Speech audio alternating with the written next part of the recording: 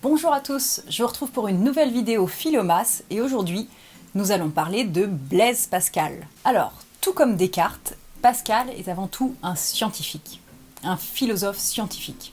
Il est né à Clermont-Ferrand, ça change, en 1623 et on va pas se mentir, c'est un petit génie. On est sur l'enfant légèrement surdoué. À titre d'exemple, à 17 ans, il publie un essai de géométrie. Voilà, nous à 17 ans, on regardait la Star Academy, lui il publiait un essai de géométrie.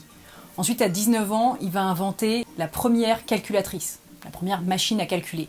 À 19 ans, au XVIIe siècle. Mais qui est cette personne? Son père magistrat et son précepteur, et il va vraiment essayer de faire rencontrer du beau monde au petit Blaise. Il va vraiment le mettre en contact avec les plus grands scientifiques de son époque, avec les plus grands intellectuels. Du coup, à 25 ans, Blaise, il publie Expériences nouvelles touchant au vide. Voilà, on est toujours sur quelqu'un d'un petit peu en avance. Et il va décéder à 39 ans, ce qui est quand même extrêmement jeune, même pour l'époque, surtout dans les milieux de la petite noblesse comme lui, laissant véritablement son œuvre inachevée. J'imagine que vous n'aviez pas forcément entendu parler des expériences nouvelles sur le vide. Pascal y est plutôt connu pour son œuvre qui s'appelle Les Pensées. Mais il faut savoir que ce n'est pas une œuvre, j'allais dire qu'il a écrite. Si, évidemment, il l'a écrite, mais c'est plutôt un agrégat de textes qu'il a écrits et qu'on a regroupés après sa mort. D'ailleurs, ça a été un gros travail pour ceux qui s'en sont chargés, d'essayer de retrouver un ordre. C'est un petit peu comme si on avait eu accès, j'exagère, mais à plein de brouillons qui traînaient dans sa chambre, et on a essayé d'en faire une œuvre cohérente et de retrouver l'ordre logique de ces différents textes. Mais du coup, ça a été fait post-mortem. Ce n'est pas une œuvre qui a été mise en ordre et qui a été commencée et achevée par Pascal. Et vraiment, cet ouvrage, qui est pour le coup assez dense et parfois très difficile à lire, c'est un petit peu, on pourrait dire, un ovni dans la littérature. Déjà parce que donc il s'agit plutôt d'un agrégat de textes, mais aussi parce que on peut pas dire que c'est vraiment une œuvre philosophique ni une œuvre scientifique. C'est plutôt l'une des œuvres les plus singulières qu'on ait sur la condition humaine. Et sans forcément que vous lisiez tout le texte, moi je n'ai pas lu évidemment toutes les pensées de Pascal, ça vaut vraiment le coup d'y jeter un œil, de lire certains passages, pour découvrir un petit peu cet ovni de la littérature. Alors il y avait quand même un objectif de la part de Pascal à écrire ses pensées, et je pense que vous ne vous doutez pas de ce que c'est, car la première fois que je l'ai découvert, j'étais assez surprise. Il s'agit en fait d'une œuvre dont le but est de convertir les athées à la religion. Je dis ça peut surprendre parce que d'habitude c'est plutôt, on va dire, des œuvres théologiques écrites par des moines ou des membres de l'Église. En plus, venant d'un scientifique, on peut trouver ça un petit peu surprenant que d'un côté il invente une machine à calculer et d'un autre il essaye de convertir les athées à la religion, mais c'est pourtant bel et bien le cas. La religion chrétienne, j'entends, évidemment. Et en fait, ça va nous rappeler un tout petit peu saint Augustin, mais il met vraiment l'accent sur la déchirure qu'il y a en l'homme et les contradictions humaines. Et ce qu'il veut, c'est persuader le lecteur que seule la foi peut lui venir en aide. Pour Pascal, l'homme voue un véritable combat entre plaisir et raison. Or, son problème, c'est qu'il ne peut pas s'abandonner complètement au plaisir immédiat, instantané et absolu. Parce qu'on sait que sitôt qu'on satisfait un plaisir, il y en a un autre qui surgit, et qu'on ne peut pas vouer uniquement sa vie au plaisir. Mais le problème, c'est qu'on ne peut pas non plus complètement renoncer au plaisir. On ne peut pas mener des vies complètement d'ascètes. Et en fait, cette déchirure, cette contradiction, ça empêche l'homme de trouver la vérité.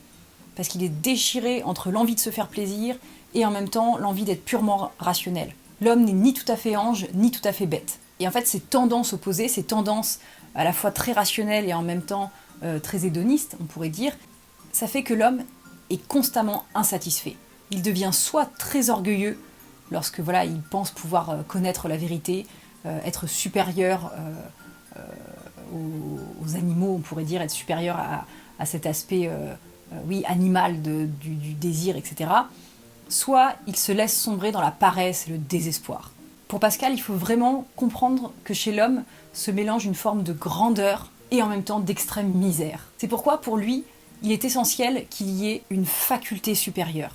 C'est la présence divine qui va nous permettre de surmonter ces contradictions. Pascal essaye de communiquer sur ce mystère divin sur lequel va reposer toute la condition humaine. Et pour lui, c'est le fameux dogme du péché originel qui permet d'accepter les imperfections de l'homme. Vous connaissez aussi cette fameuse citation de Pascal, selon laquelle toute la misère de l'homme réside dans le fait qu'il ne sache rester au repos dans une pièce vide.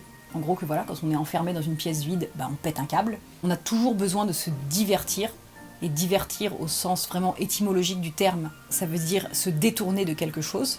Et si, en fait pour Pascal, si le repos est impossible pour l'homme, c'est parce que lorsque l'on est au repos, on prend soudain conscience du néant, on prend soudain conscience, on pourrait dire, de l'infini du temps. Vous savez, un petit peu comme quand on commence à penser au fait que l'univers est infini, ou que les gens vont continuer de vivre après notre mort et que le temps en fait continue de passer, ça crée une petite forme d'angoisse un peu. On n'arrive pas, notre cerveau n'arrive pas à le concevoir. Et ça crée une angoisse chez nous. Et c'est pour ça qu'on a besoin de se divertir, qu'on a besoin de penser à autre chose, de faire autre chose, parce que sinon on sombrerait dans le désespoir. Vu comme ça, on peut penser que les pensées de Pascal ne sont pas un texte hyper joyeux à lire. De manière générale, je ne sais pas si ça vous fait ça avec certains auteurs, on a l'impression que certains étaient plus joyeux que d'autres. Je ne sais pas comment dire. C'est souvent juste une représentation qu'on se fait, voilà, qui n'est pas du tout rationnelle ou appuyée sur des faits concrets. Mais je trouve qu'il y a une forme de grande tristesse qui entoure parfois certains philosophes. Et là, pour Pascal, c'est un petit peu le cas, même si pourtant son but n'est pas du tout voilà, d'avoir une écriture fataliste et pessimiste ni rien. Mais voilà, je sais pas, c'est peut-être le fait qu'il soit mort jeune aussi, ça crée une ambiance un petit peu désespérée, je trouve, autour des pensées de Pascal. Évidemment, comme Descartes, il a apporté énormément au monde de la physique. D'ailleurs, c'est en hommage à Pascal que son nom est devenu une unité de mesure. Bon, il y a mieux comme hommage, mais voilà, on le connaît principalement pour ses écrits scientifiques, pour son apport à la science. Et en plus, voilà, il y a ces pensées qui sont un texte vraiment très original, je trouve, dans la pensée philosophique. Et je vous encourage vraiment à aller lire certains extraits, ou bien sûr, si vous avez le courage, à tout lire. Et dites-moi en commentaire si vous connaissiez déjà un petit peu Pascal, si vous l'aviez vu plutôt en sciences ou plutôt en philosophie, et qu'est-ce que vous en pensez. Moi je vous dis à demain pour une nouvelle vidéo.